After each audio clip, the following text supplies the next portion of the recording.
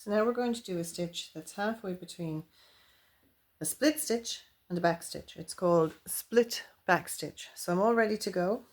So I've done my starting knot, I've got my 2 stab stitches. So the first thing I'm going to do is I'm going to bring my needle up, not at the very beginning of the line, just a little way along, and then I'm going to go back. That's the back stitch part of it. And I'm going to come up a little further, a little way along, leaving a gap. And we're going to be sewing right over our stab stitches. And I'm going to go back, but instead of going to the end of the stitch here, which I'm going to go right through the stitch, we're going to split that last stitch we just did. So, and again, I'm going to come back further along. Now, you can do it like the way I'm doing it now. Come up and go back, split the last stitch from the top, and you get your hands going to be moving back and forth, or you can do it all in one movement, which gives you great control. So I've come up a little further along. So when I split this stitch, I'm not going to let go of the needle.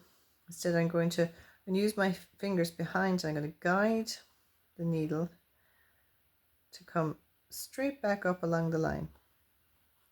So I keep one hand underneath and one hand on top at all times, and that gives me great control. So I'm going to split this stitch again, and I'm going to use my finger behind here to guide my needle to come back up along the line there.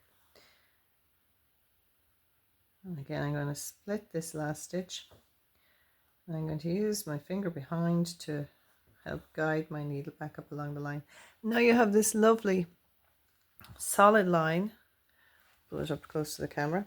You have this lovely solid line. I'm going to do another one close to the camera. So I'm going through, and I'm using my finger behind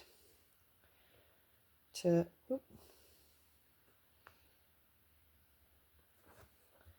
I'll poke it through, so it's all on one thing, one movement each stitch. Again, I'm going to split the last stitch and just poke the needle back up along the line using my finger behind. So this gives you this lovely solid line. It's nice because you're not moving your hands back and forth, and it's called the split back stitch.